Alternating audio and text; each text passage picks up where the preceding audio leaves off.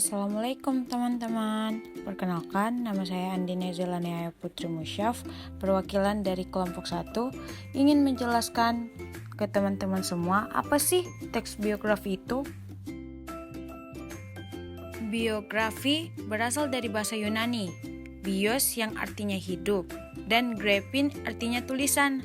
Bisa diartikan teks biografi adalah teks yang berisi riwayat hidup seseorang yang menyajikan sejarah hidup, pengalaman-pengalaman, hingga kisah sukses orang yang sedang diulas. Teks biografi bertujuan untuk menyampaikan dan memberikan keteladanan bagi pembaca tentang kisah tokoh yang diangkat. Umumnya, hanya tokoh-tokoh yang dianggap penting dan dikenal secara luas saja yang diangkat menjadi biografi.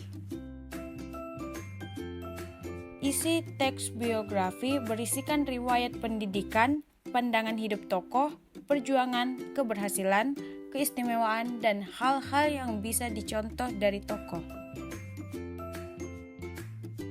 Adapun ciri-ciri teks biografi adalah ciri yang pertama, teks biografi harus membawa suatu informasi berlandaskan kenyataan pada tokoh yang sedang dikisahkan dalam bentuk narasi. Ciri yang kedua adalah teks biografi juga membawa sebuah kenyataan pengalaman hidup seorang tokoh untuk menyelesaikan masalah-masalah hingga pada akhirnya berhasil, sehingga bisa dijadikan sebagai teladan.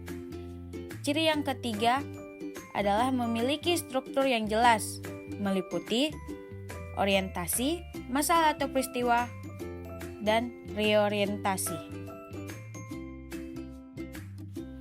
Teks biografi juga mempunyai fungsi, yaitu untuk menceritakan pengalaman hidup tokoh, memetik hikmah keteladanan dan kearifan tokoh yang dikisahkan, sarana refleksi pengalaman hidup tokoh, mendokumentasikan sejarah, menciptakan citra positif bagi tokoh yang diulas, dan mengoptimalkan kekuasaan dan pemikiran tokoh.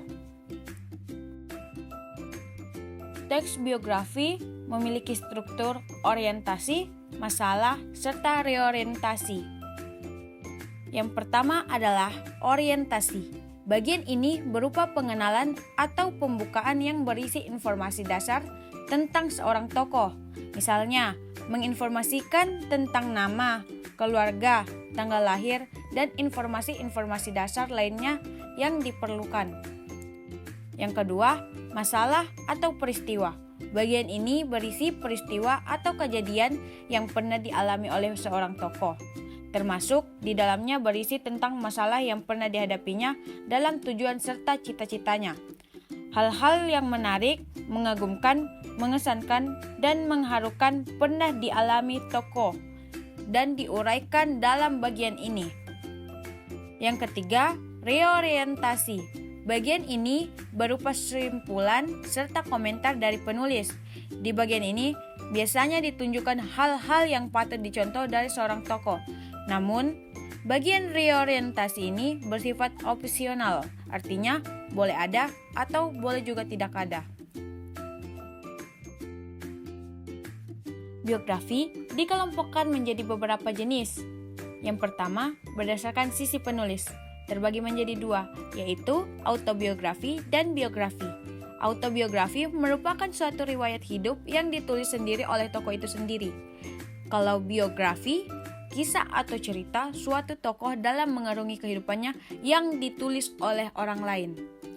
Yang kedua, berdasarkan isi, terbagi menjadi dua, yaitu biografi berisi perjalanan hidup dan biografi perjalanan karir. Biografi berisi perjalanan hidup berisi sebuah perjalanan hidup lengkap seorang tokoh, diambil dari bagian-bagian yang dianggap mempunyai kesan. Kalau biografi perjalanan karir berisi sebuah perjalanan karir seorang tokoh, mulai dari awal hingga karir yang dilakukan saat ini, atau bisa juga perjalanan karir ini dalam mencapai sebuah kesuksesan tertentu.